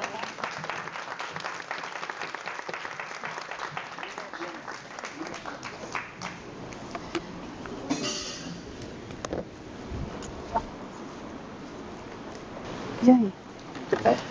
Foi bom, obrigada, Roberta. Eu que agradeço. Eu tenho certeza que está todo mundo saindo muito mais rico do que entrou. Eu não posso chegar aí porque vai cair. E aí eu queria te dar bem aqui porque eu não consigo pegar. Ai, meu Deus, acabei de estragar. Muito obrigada, querida. Obrigada. Obrigada mesmo. Obrigada pela oportunidade. Obrigada, gente. Se vocês tiverem dúvida, pode mandar para Adriana e a gente se fala, tá bom? Muito obrigada. Tchau, tchau. Não sei se alguém quer fazer alguma pergunta para a Roberta. É verdade. Pergunta? Não? Então pode falar. A gente fala de um funcionamento do cérebro e homeostase normal de uma pessoa normal. Vamos partir para a neurodivergência. Existe algum tipo de ser humano neurodivergente que tem uma tendência a mais de entrar no burnout? Porque a gente está falando muito de corte pré-frontal. Pede para alguns, se alguém quer garrafa d'água, alguma coisa, sabe, passar nas laterais esfregando água, sem bandeja, na mão. É uma pessoa de atenção, uma pessoa que está ali no limite do burnout, qualquer coisa. Ela não é exatamente uma pessoa de atenção para o limite do burnout, mas ela é uma pessoa de atenção porque a gente precisa criar ambientes que ela possa funcionar melhor. E quando a gente fala que ela tem um problema no córtex pré-frontal, isso é real, mas isso não é duradouro. Se ela puder fortalecer o córtex pré-frontal, eu tenho alguns programas, e dentro dos programas eu tenho muito TDAH e tenho muito neurodivergente e o espectro do TEA inteiro, tá? E o que acontece? É mais difícil? É mais trabalhoso, não é mais difícil, é mais trabalhoso. Porque muitas vezes o neurodivergente, o TDAH, não é que falta atenção, é que ele tudo chama atenção. Então o que a gente precisa fazer é fazer com que ele consiga colocar atenção no corpinho, vamos falar assim, né? E isso é treino. Lembra que eu falei das redes neurais? Então é uma pessoa de atenção, mas não é uma pessoa de atenção pro burnout, exatamente, tá? Não sei se respondi. Sim, o córtex pré-frontal, ele tem vários quartos. Um dos quartos é o da atenção e não da regulação, tá? Pode falar. O córtex pré-frontal a gente pode treinar? Exatamente. Lembra que eu falei que o córtex pré-frontal ele fica pronto só aos 25 anos de idade? Isso aconteceu, eu fico aqui a noite inteira, né? Mas isso aconteceu justamente porque a natureza livrou o córtex pré-frontal o máximo da biologia, vamos falar da biologia não, da genética. Livrou o máximo da genética. Então o córtex pré-frontal, ele aprende o que é certo e o que é errado. Tem uma paciente que sofreu um acidente, bateu a cabeça, perdeu massa encefálica no córtex pré-frontal, começou a ter comportamento estranho. Ela fala o que ela quer, como ela quer, não interessa, não tem mais o filtro social, senso crítico. Que tipo de acidente ela teve? Estou louco para isso. É um taco de beisebol na sua testa, né? Tipo isso, né? Tá? Mas depois, como é que a gente pode treinar? Então, treinar o córtex pré-frontal, o método mais eficaz, mais barato e mais rápido é o mindfulness. E não é meditação, é o mindfulness. O mindfulness tem meditação nisso, mas é uma meditação guiada para o seu corpo, não é guiada para a gente transcender, não é para a gente achar a nossa essência, não é para a gente ir para outros mundos. É para a gente focar no nosso corpo, porque o seu corpo é a única bússola que você tem para navegar esse mundo. Sem ela, e a gente não presta atenção nela, a gente é uma cabeça pensante andando por aí, carregando um corpo que muitas vezes é um saco de carregar. Não é mesmo? Mais perguntas? Muito obrigada, gente. Até mais. Obrigada, Adriana. Bem, a gente tem mais duas atividades essa noite. Uma, eu vou chamar aqui agora o Nicolas. Eu pedi para ele gentilmente vir falar aqui com a gente, porque quando a gente fala de estresse, burnout, nós todos estamos vivendo hoje um momento ligado à inteligência artificial, né? E isso, eu como adoro tecnologia, sempre falo isso, fico muito feliz com muitas coisas que estão acontecendo. Porém, tem algumas coisas que a gente pode fazer para integrar com o nosso dia a dia, inclusive com a gente que trabalha com recursos humanos. Então eu pedi para o Nicolas vir aqui falar um pouquinho sobre isso. E aí eu vou te apresentar aqui, mas eu vou ler porque eu não vou decorar tudo. Não, mas não precisa, senão não precisa. Então, ele parece que é um brasileiro, mas ele é um argentino de tecnologia, que já foi CEO de várias empresas, executivo, e agora está com a empresa dele. Então, a ideia aqui é propor um enfoque de como podemos abordar esta temática. É uma temática super ampla e eu vou fazer alguns esclarecimentos. A minha conversa não vai ser técnica. Se vocês quiserem entrar em assuntos técnicos, claramente é minha área. Eu tentei ser o menos técnico possível, então não vou ter nada de banco de dados, nada de redes neuronais, nem de aprendizado de máquina, nada disso. Se vocês precisarem e quiserem ter exemplos práticos, eu posso falar. Mas a ideia aqui é um desafio, que é tentar mergulhar desde minha óptica, que é uma óptica entre negócios e técnica, como posso visualizar uma transformação organizacional, o impacto no perfil das pessoas, ao começar a trabalhar no dia a dia com ferramentas de inteligência artificial. Qual é o potencial e quais são os dois caminhos que estão se apresentando, né, no mercado. Tem uma tendência que fala que seremos substituídos ou que muitas funções serão automatizadas, e tem outras tendências que falam que vamos ter um alto desempenho e uma crescente demanda por excelência operacional. Então eu vou explorar os caminhos e o que isso implica, e dentro dessa trilha teremos desafios. Basicamente, como isso pode fazer match no dia a dia das empresas. É uma óptica completamente diferente à palestra que acabamos de ouvir, não tem nada de biológico, porém tem um senso de entender como vai ser transformada, como pode, qual é um dos cenários que estão sendo estudados, de como poderá ser transformada a dinâmica entre processos, estruturas de governança e equipes de trabalho, em um cenário ou em um ambiente, um ecossistema que cada dia mais terá processos automatizados e gestão de conhecimento profunda embarcados na automação. Isso tem um impacto que nem todo mundo parou para pensar, mas tem um impacto bem, bem grande. Tá bom? Primeiro, toda essa palestra está no site, então quem quiser pode entrar. Estamos navegando aqui diretamente. Então, basicamente, eu começo falando que isso aqui é uma... Eu falo depois. Está no final, não tem problema. É uma realidade, a inteligência artificial, ainda que os diretores de TI não formalizam que está liberada, na verdade é que todo mundo utiliza o GPT, ou o Gemini, ou qualquer inteligência, qualquer agente, como o novo Google, na verdade. O Google teve uma queda de 60% a 70% de procuras via site, só porque as novas gerações estão falando basicamente com agentes de inteligência artificial o tempo inteiro. Então, é uma realidade, a gente pode se apropriar desse potencial ou pode esperar e ver. Só que a velocidade de transformação é tão brutal que esperar para ver não é um caminho que eu recomendo. Eu acho que vale a pena começar a pensar profundamente como, de fato, vamos aterrissar essa realidade nas organizações. E aí falo um pouco do que eu vejo, eu já estive do outro lado, né?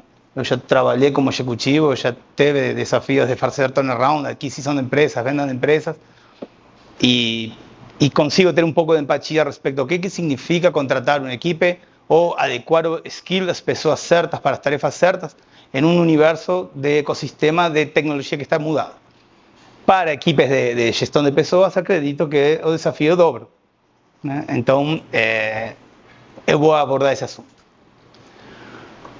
Eu acho que não é um momento de ficar quieto, é um momento de tomar uma ação, de pelo menos plantear o assunto como um assunto estratégico. É uma recomendação, mas aí acho que cada cenário, cada pessoa terá seu sinal. Antes de entrar aqui, me apresento, meu nome é Nicolas, eu sou engenheiro de processos, terminei a faculdade na Argentina e entrei em uma multinacional. Minha primeira atividade foi rentabilizar processos, aumentar produtividade, reduzindo custos e aumentando capacidade produtiva, fazer mais com menos, né? Basicamente, em várias áreas. E claramente que adoptei uso de ferramentas de tecnologia, porque era uma mão na roda, né? Equipes enteras gastando horas escrevendo papel, caneta, compilando dados para fazer um Excel, para depois fazer um PowerPoint, para depois defender os números porque ninguém acreditava neles. Todo esse tempo, toda essa entropia é custo da empresa. E de repente toda essa entropia tem uma disrupção. Então, minha origem dentro da engenharia é optimizar processos. E eu sempre, quando trabalhava nessa área, dividia em dois tipos de projetos. Aqueles que têm redução de custo e aqueles que têm incremento de receita ou incremento de valor. Não são necessariamente iguais.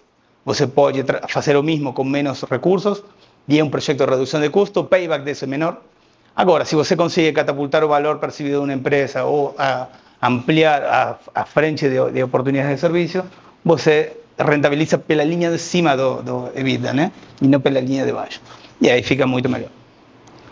Então, eu enxergo que a possibilidade de nós utilizar a inteligência artificial como uma ultra mega ferramenta para potencializar a performance e a excelência das organizações é o caminho mais inteligente nesse momento.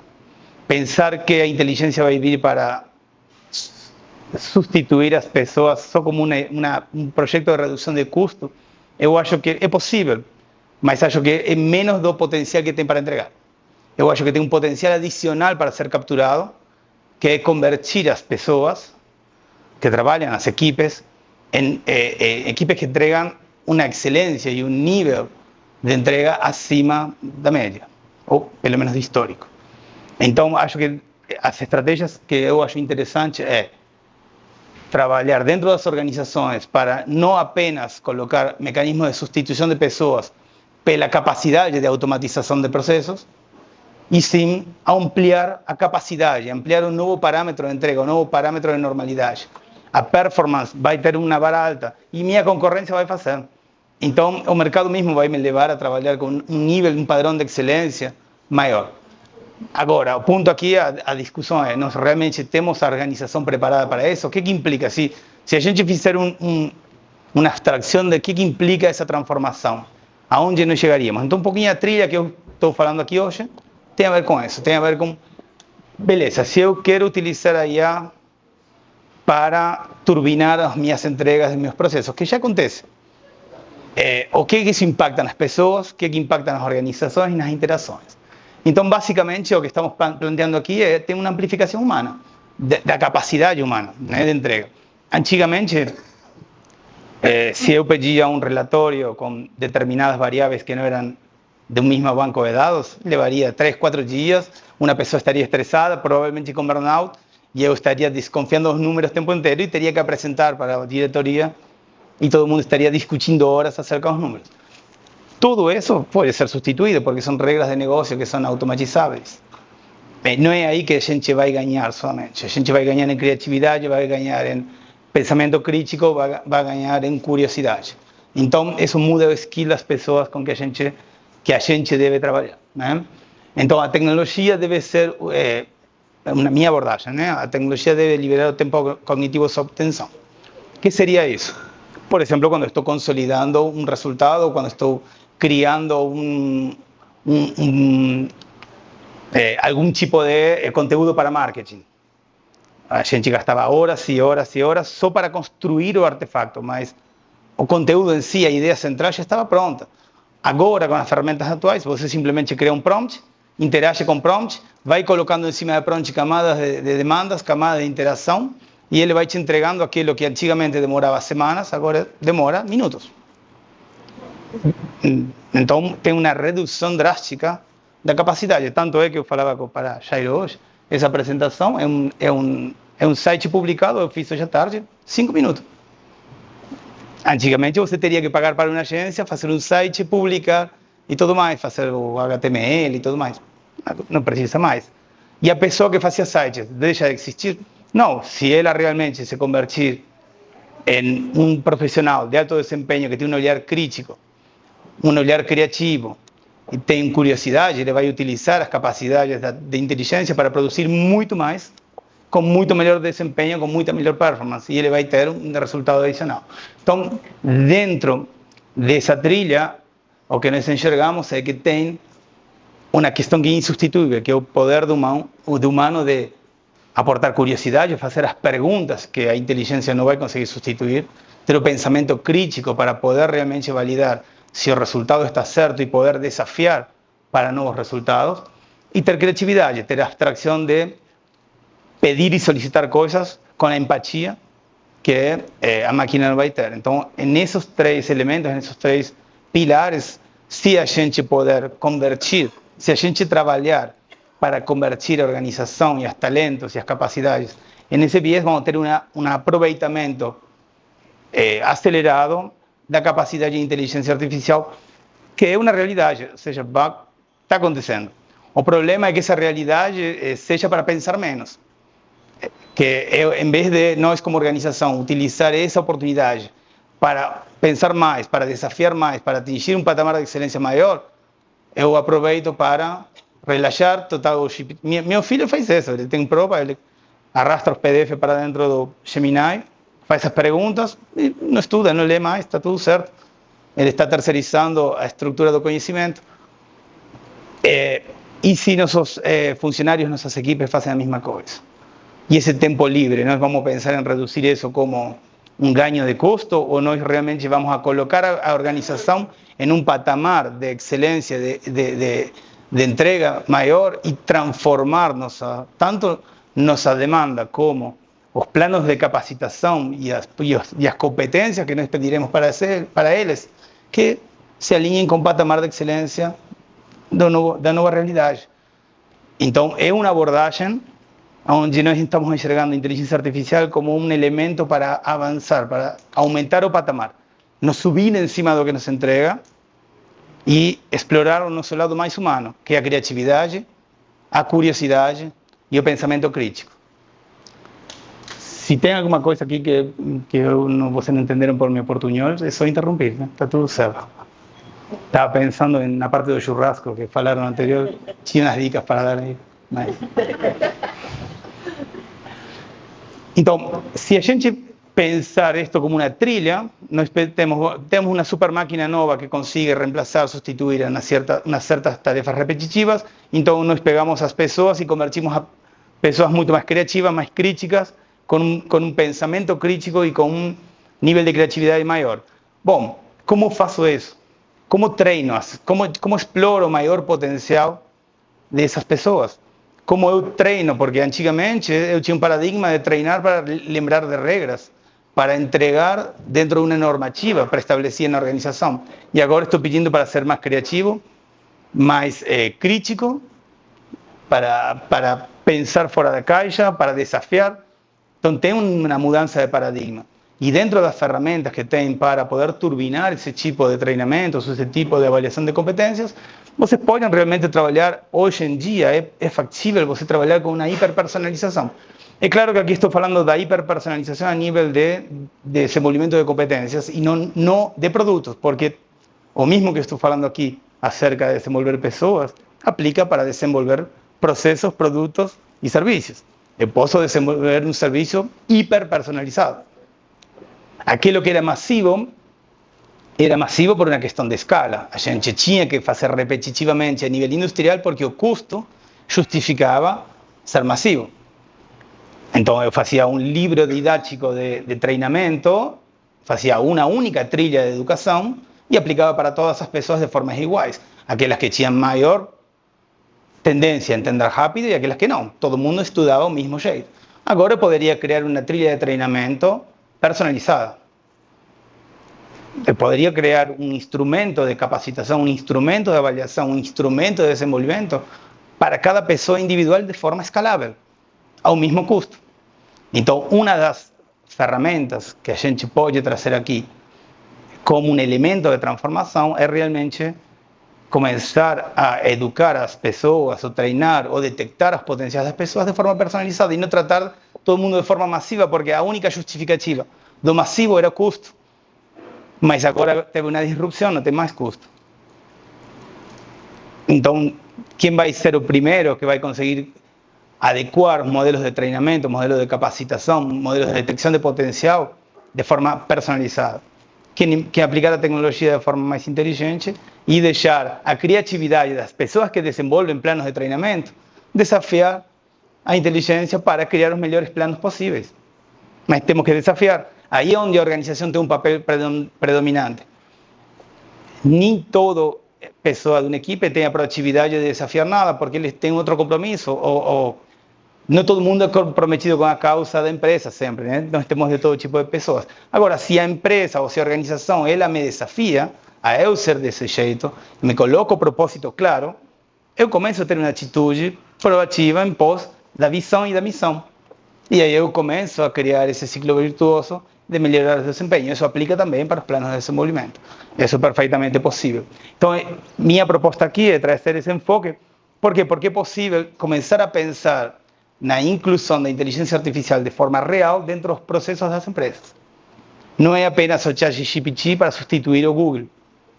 Nós podemos treinar as pessoas de forma individual, nós podemos adequar as rotinas da liderança, porque isso também tem um novo paradigma, como as pessoas vão interagir. Antigamente tinha uma cadena de mando piramidal. Eu tinha uma regra corporativa, eu tinha uma série de entregas predefinidas e eu meço você se entregou ou não entregou dentro daquele paradigma, dentro daquela estrutura. É simples. Isso já não é mais necessário. E se eu tenho uma equipe mais criativa, mais proativo, mais desafiando a excelência, eu vou liderar da mesma maneira, com punição. Como vou pagar as metas? De que maneira vou premiar? Como vou evaluar que alguém está dando o máximo? Se eu não preciso mais evaluar de forma massiva, posso evaluar de forma individual. Então tem uma série de mudanças de paradigma de interação que também levam a uma mudança de organização, tanto para treinamento, como para capacitação, como para desempenho. Então isso aqui tem consequências que não parecem tão óbvias, mas estão todas atreladas. Porque se eu, vamos imaginar que eu esteja como CEO de uma empresa, eu falo assim, olha, eu quero captar o potencial máximo que a IA tem, tanto em redução de custo, como em ampliação de serviço, como em aumento de patamar, qualidade de entrega, em todas as áreas. Eu não quero ter trabalhos repetitivos, pagar para pessoas extremadamente inteligentes, hiperqualificadas para fazer um trabalho repetitivo. Se eu tomar essa determinação e eu não preparo as estruturas internas, os modelos de governança, modelos de liderança, modelos de treinamento, possivelmente vou ter um colapso no curto prazo. Com certeza vou atingir meu resultado, mas eu posso evitar esse colapso de curto prazo.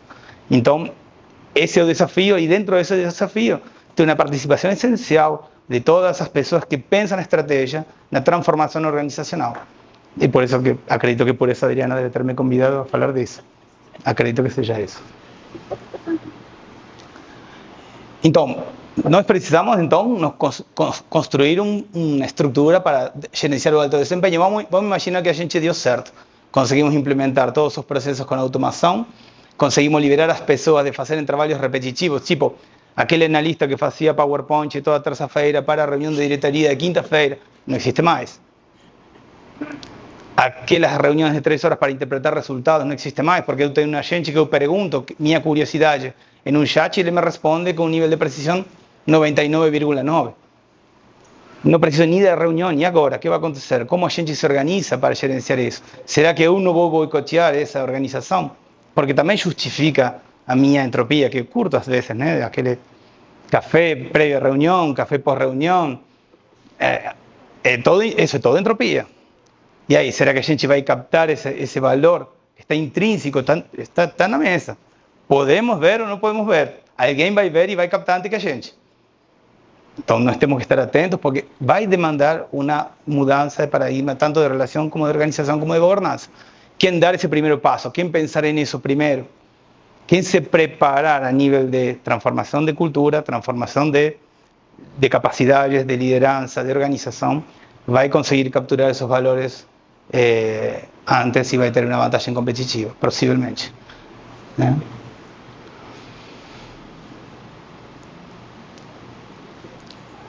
Então, eram 10 minutos, né, que você me falou? Pode sim. Eu estou aqui à vontade, se vocês quiserem, mas basicamente, para resumir, nós precisamos pensar que esta nova realidade vai trazer uma capacidade ampliada para as pessoas com que nós trabalhamos. Nós precisamos pensar nisso. Vai definir um novo padrão de excelência, pois as capacidades de entrega são todas ampliadas, em todas as áreas. Vamos ter que trabalhar o talento que é insubstituível, porque vou continuar contratando uma pessoa porque é focada na hora de fazer um Excel. Não faz sentido. Uma pessoa que é concentrada e não erra, porque é muito precisa na hora de ver um número. Vamos desenvolver outros skills, né?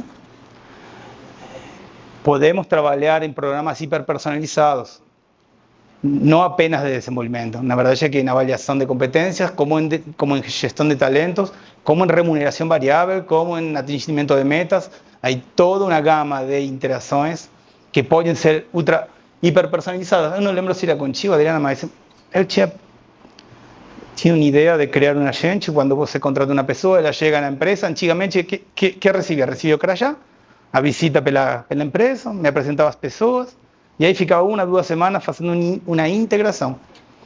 Agora eu entro na empresa, eles me entregam um avatar, e esse avatar sabe tudo acerca da empresa. Eu só pergunto para ele o que eu quiser. Número de telefone da pessoa de recursos humanos, o telefone do meu chefe, os resultados da última semana, quais são minhas próximas reuniões. Eu tenho um avatar, um assistente particular, mega ultra preparado, com gestão de conhecimento interno, preparado para fazer qualquer coisa. Então tem uma nova rotina de imersão. E essa é uma ideia, como N ideias que podem surgir a partir deste desafio, a partir desta realidade. E é uma realidade. Eu consigo hoje gerenciar bases de conhecimento segregadas. Tenho um bot, um agente que fala comigo e me dá determinadas informações da minha empresa. Meu funcionário fala com o mesmo agente e restringe as informações, porque ele não tem acesso. E está tudo certo, está tudo bem. É o mesmo desenvolvimento, não tem custo.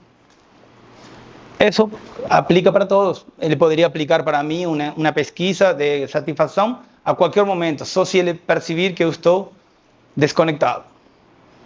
Então, o limite é a criatividade, o limite é o pensamento crítico, o limite é a nossa maneira de ter curiosidade para atingir melhores resultados dentro do nosso compromisso. E se nós fomentamos isso, com certeza, eu não sou da área, então minhas ideias são muito básicas. Imagina vocês que são da área, a quantidade de ideias super inovadoras que surgiriam. E se vocês colocam suas equipes a falar disso, melhores ideias ainda vão surgir. Temos um potencial humano a ser explorado, que está sendo ocupado em tarefas repetitivas, e já temos mecanismos para fazer isso, para substituir e poder ampliar e atingir um novo patamar de excelência. Então, a minha mensagem é: a IA não chegou para a gente pensar menos, a IA chegou para a gente pensar mais. E ganhar tempo para pensar mais, para criar e para poder subir desse degrau para cima. Qualquer dúvida, qualquer coisa, pergunta que vocês tiverem, estou por aqui, gente.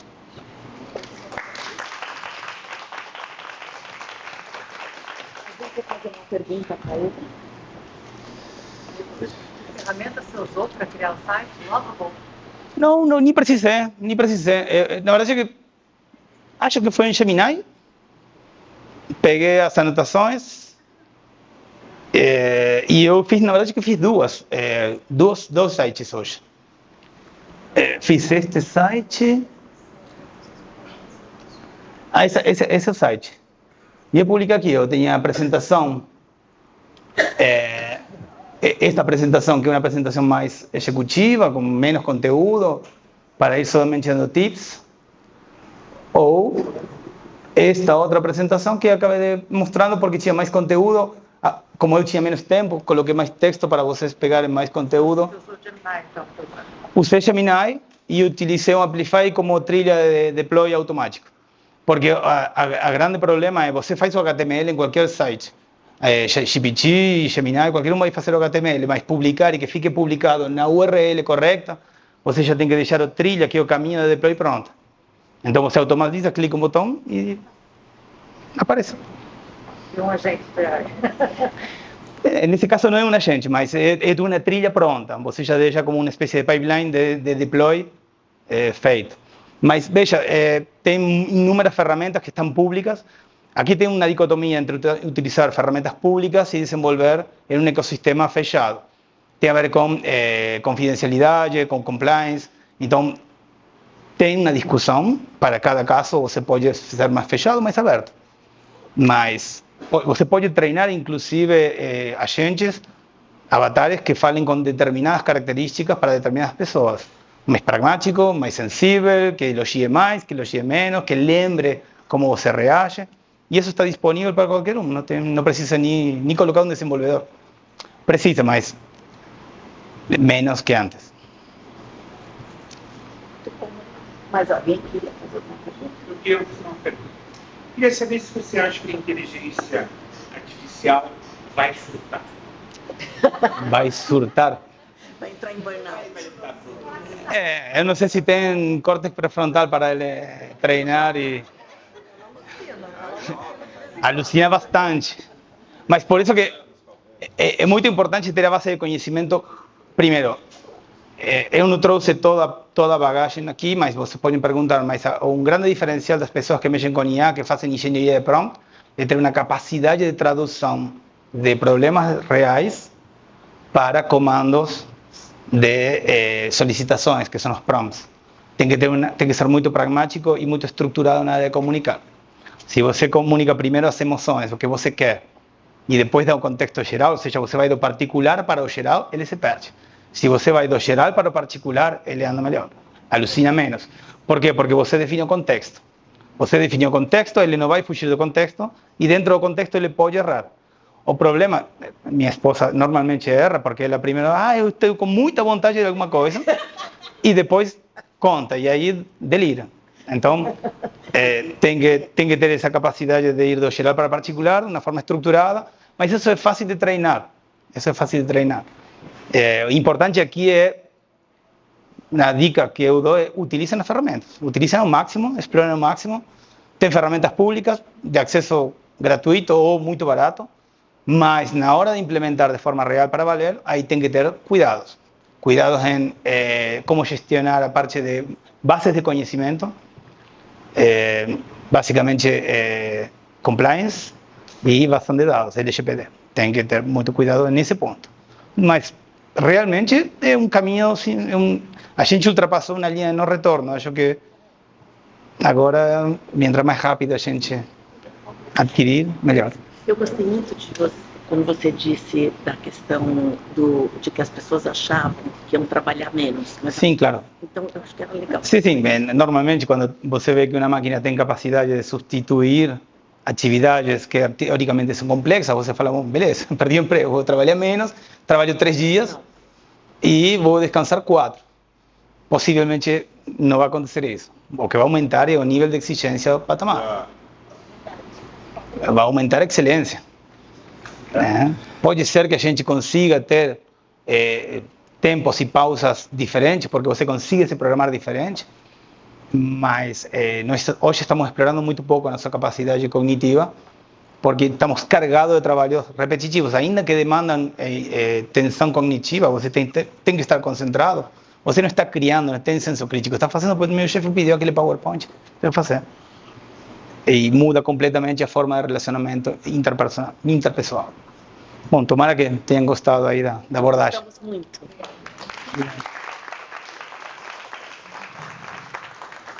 Obrigada, Nicolas. Aí você tira, né? Qual que é o site para eles poderem ter acesso? Xenia mais a E é um 3. Só apertar. Xenia.com é o site deste projeto. É isso que eu queria que eles tivessem. É o site deste projeto. G3 Nia. É isso, seria como Xenia, é 3 né invertido.com. É isso. Obrigada. Nada.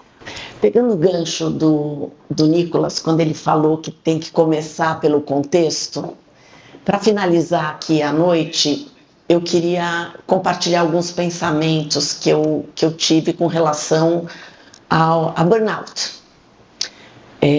Vou esperar aqui o meu Agentix para colocar minha apresentação. Tá bem. Legal.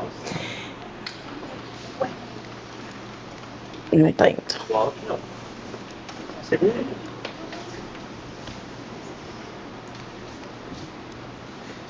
Bem, eu vou falar meu pensamento. Uma das coisas que eu sempre, acho que quem trabalha comigo sabe que eu tenho essa coisa de falar que ninguém é vítima. Eu sempre tenho essa frase que quem trabalha comigo sabe. Quando dá alguma coisa errada, eu falo, gente, ninguém é vítima. A gente só é vítima se a gente escolhe ser vítima.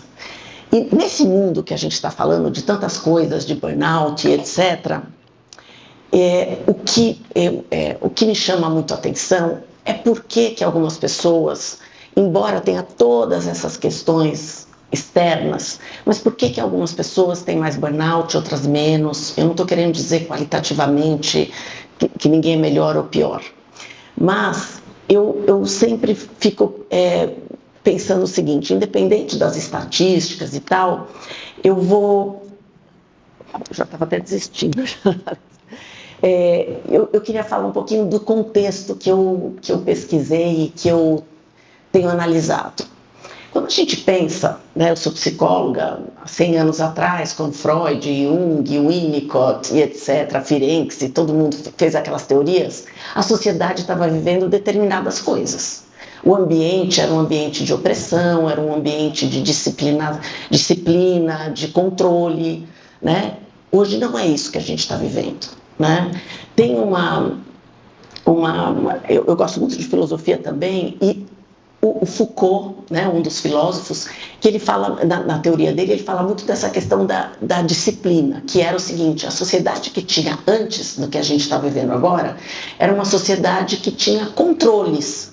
Então, quem controlava parecia que era a questão externa. Então, ele controlava se você fez o seu trabalho, se você teve uma conduta adequada na sociedade, se você não teve. Então, parece que o controle ficava fora. O que nós estamos vivendo hoje, o controle mudou de lugar. O controle virou para dentro. Ou seja, a gente exige das pessoas que esse autocontrole e essa independência aconteça para aquele ser humano. Então a gente cobra. Eu espero que você tenha inteligência emocional. Eu espero que você tenha controle. Eu espero que você entregue dentro da performance. Eu espero um monte de coisas. E aí, juntando essas coisas, juntando também com dois autores que eu gosto muito, que um eu sei falar o nome e o outro não. Um que é o Bauman, que vocês já devem ter estudado muitas vezes, não é novo, tem uns 20 e poucos anos, mas ele fala muito da modernidade líquida, ele tem um livro da sociedade líquida, do amor líquido e todas as questões, escultura líquida, enfim. E o que ele fala, né, basicamente?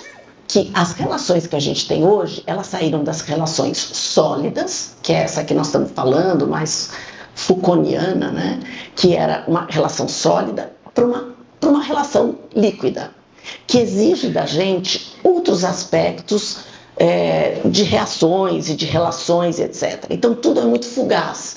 Então, qualquer coisa faz com que as relações sejam interrompidas. O trabalho a mesma coisa, as pessoas ficam menos tempo. Então você tem empresas onde os CEOs duram 2, 3 anos, quer dizer, não dá nem tempo de eles consolidarem um projeto, eles já foram embora. Então você está sempre vivendo pessoas que são grandes talentos, mas não tem concretização desses talentos, porque o tempo que eles ficam num lugar não concretiza nada. Então essa então não tem... Não estou dizendo daquela também que ficava 25 anos, 30 anos, não é isso, você pode até ficar, mas você tem ciclos que estão muito curtos. Ou seja, saiu da questão sólida para uma questão líquida. Por que eu estou falando isso? O que isso tem a ver com burnout? Tem a ver, como eu falei, com a questão, se a gente não é vítima, a gente tem que entender de onde está vindo tudo isso. Por que a gente está vivendo uma sociedade onde tem mais pessoas em burnout do que se tinha em qualquer outra? O que está acontecendo? Então, para mim, para não entender essa questão de vitimismo, além dessas questões todas de burnout, todas essas concretizações do que a gente está falando, que são números, que são evidências do que a gente está falando, não é? Que são evidências. Mas isso vem da onde? Isso começou por quê? Então, eu acho que esse contexto ele é muito importante. O outro autor que eu gosto muito, que vocês já devem conhecer também, que é a Sociedade do Cansaço, que é do Shan Han. Como é que ele fala? Como é que fala o nome dele? Shan Han. Shan Han. Beleza. Tem um primeiro nome dele que é Beyond, sei lá. Se alguém souber, quiser falar o nome dele aqui. Então, eu sei que é Shan Han. Pronto. E ele fala uma questão que tem muito a ver também, que se soma com a questão do Bauman, que é assim, ele fala que a gente está vivendo essa sociedade do cansaço, é um excesso de positivismo. Porque, na verdade, esse positivismo é uma coisa até que escraviza a gente de uma certa forma. Porque, assim, você tem que ter bom humor, você tem que dar certo, você tem que ser feliz. Então todo mundo no Instagram é super feliz. Só algumas pessoas são infelizes fora do Instagram, mas no Instagram não conheço ninguém infeliz. Tá todo mundo lindo, maravilhoso. Então, o que acontece? É uma sociedade que mostra para mim a sociedade do Instagram mesmo, que é a sociedade que a aparência é que a tua vida é maravilhosa, é tudo perfeito, teu trabalho vai bem, tua família é maravilhosa, é tudo. Então, é como se você fosse obrigado, o que ele chama, né, de ser positivo, de que tudo vai dar certo. E que você tem que e aí, voltando para a questão Foucaultiana, né, de Foucault, eu saio da questão que eu tenho uma cobrança externa para uma cobrança interna. Por quê? Porque eu tenho que ser positivo, porque tudo que eu fizer dá certo, porque se eu não mentalizar que tudo vai dar certo, não vai dar, então eu tenho que... E se eu não deu certo é porque eu não mentalizei direito, porque a minha energia não atingiu aquele nível que daria certo. Então, é sempre uma obrigação de que eu tenho que dar certo, e se eu não dei certo, é porque eu sou um perdedor, eu sou uma perdedora, né? É um mundo loser, né, que a gente conhece e vive. Eu não estou querendo dizer que isso é uma cópia americana, porque não é, mas de certa forma é uma exigência de que a gente seja cada vez melhor e dê conta de tudo. E aí nesse sistema a gente não faz as pausas que a Roberta estava falando, porque nem a gente se permite. E eu não posso dizer que eu não faço isso também, porque eu vivo me cobrando 200 mil coisas para ser produtiva, para aprender tudo, para saber tudo, para usar até o horário do banho para ver um podcast. E este é um exagero que precisa de pausas, porque senão a gente acaba em burnout. Então, da onde foi o eixo? O eixo mudou de uma cobrança externa para uma autocobrança. Só que essa autocobrança, vocês já viram aquelas pessoas que falam assim, nem precisa me criticar porque eu já sou mais carrasco do que o outro? Eu acho que a gente está vivendo essa situação, onde a gente é mais carrasco de si mesmo do que o outro. E aí, este ambiente e este contexto, ele para mim leva uma sociedade a ter mais burnout, a ter mais estresse. E aí eu consigo ligar por que nós estamos numa sociedade vivendo um impacto que nós estamos vivendo e uma sensibilidade, que todo mundo fala, né, exagerada. E isso, na verdade, eu até coloquei aqui, né, da questão do Baum, etc. Mas o que eu vejo é que quando eu vou para um ambiente onde os meus vínculos são mais líquidos, juntando com o que a Roberta falou, e para quem trabalha também aqui com a Felipelis, a gente usa muito aquele acrônimo que é o SCARF, né? Que é quando a gente precisa de certezas, precisa de relações sociais, precisa de justiça e autonomia, né, e relações saudáveis, que é o SCARF, né, que esse é o acrônimo que a gente usa para que a gente não ative a nossa amígdala. Para a gente não ativar a nossa amígdala numa relação contextual, onde as relações são líquidas, eu me cobro muito, eu não tenho certeza do quanto que eu sou bom, que eu vou atingir determinados resultados, eu me comparo com outro que está lá no Instagram, lindo, maravilhoso, e eu não acho que minha vida está daquele jeito. O que vai acontecendo? Eu vou entrando num processo de autocobrança e de estresse que vai fazendo com que eu já chegue num ambiente corporativo mais fragilizado, porque as minhas relações estão impactadas. É muito diferente de eu chegar num ambiente que eu tenho uma família que está super bacana, que eu não saio de lá não estressado, etc. E eu vou entrar numa empresa onde eu tenho os desafios normais de um trabalho e como é que eu reajo a esses desafios. Se eu já entro numa posição fragilizada, a chance de eu ter estrutura para lidar com as questões que acontecem de desafios de uma organização, eu acabo não tendo tanta condição interna de lidar com isso. Na medida que eu não tenho condição interna de lidar com isso, eu vou acumulando mais estresse. Na medida que eu estou acumulando mais estresse, e eu não faço pausa, eu não faço mindfulness, que no fundo tem a ver muito com presença, eu acabo entrando nessa questão que é uma roda viva e que muitas vezes a gente não sabe onde para. E às vezes a gente para na somatização. E quantos casos a gente conhece de pessoas que acabam depois de um evento, de uma questão traumática ou de uma questão que elas não conseguem lidar, pode ser até mudanças profissionais, mudanças pessoais, acabam lá na frente, 4, 5 anos depois, a gente está vendo uma questão de somatização. E isso tudo é uma forma que ela não aconteceu do dia para a noite. Estou somando aqui com as coisas que você falou, Roberta, somando com a falta de a gente olhar os marcadores biológicos. Quando a gente não olha para os nossos marcadores biológicos, o que vai acontecendo? Vai acumulando até um ponto do qual aí ele deixou de ser emocional para ser concreto. Aí eu vou ter que entrar em outra instância, aí eu vou lá para o médico e não vou mais tratar porque ele já concretizou. Então, o que a gente está falando é antes, para o burnout ser tratado antes. Porque, e aí a gente fala as condições de burnout, né? Então tem muitas pesquisas que mostram que pessoas com burnout também têm ansiedade, que elas mantêm ansiedade, e elas também têm depressão. E eu não estou falando que burnout é uma situação de uma fase. Ela é uma questão que ela é uma coisa crônica, ela não é aguda. Então, para virar burnout, a gente já teve que ter repetidas vezes formas de não saber lidar com a realidade da qual a gente está inserido.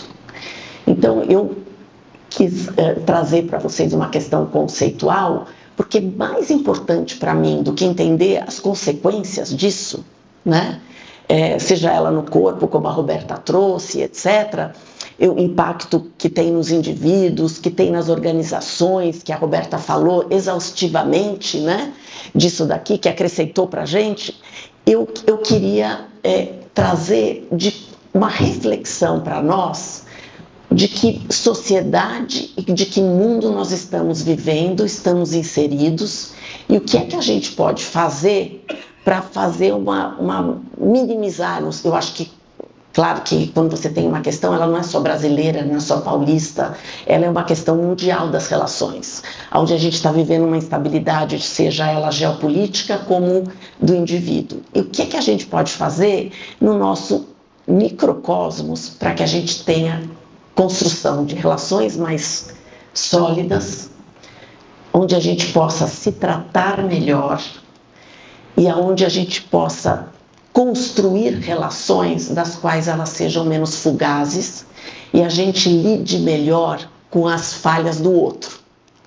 Porque é só lidando com as falhas do outro de uma forma generosa é que nós vamos construir relações mais sólidas, menos impacientes. Porque muitas vezes a gente acaba relações porque a gente não faz com que a resiliência sobreponha aquele erro, aquela questão. Então eu saio de empresas mais rápido, eu largo minhas relações mais rápido, eu não mantenho as amizades a longo tempo e eu acabo entrando com uma fragilidade individual em qualquer ambiente do qual eu seja exposto. E aí, como eu falei, essas estatísticas, elas são só apenas consequências enquanto a gente não conseguir parar as questões na raiz. E isso é um reflexo para dentro das organizações, para que a gente tenha ações de trazer um pouco dessa humanidade. Eu sei que dentro da organização é uma questão de produtividade, etc., mas o que a gente pode fazer para trazer, como a Roberta também trouxe, ambientes saudáveis, onde a gente possa, inclusive, trazer, e aí eu vou defender o que eu sempre acredito, que é autoconhecimento, porque sem o autoconhecimento eu não consigo nem perceber o que está acontecendo comigo. E eu não sei nem aonde que eu mudo ou que eu aperto, porque eu não sei o que está acontecendo.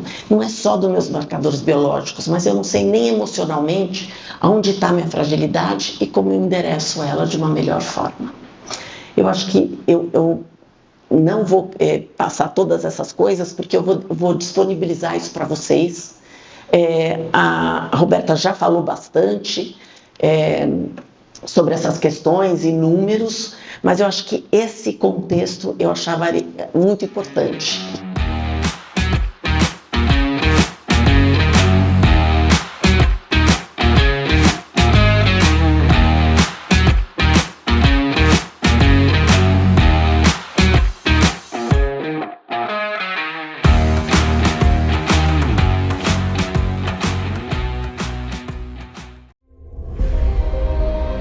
Só em 2024, foram registrados 472 mil casos de saúde mental no Brasil.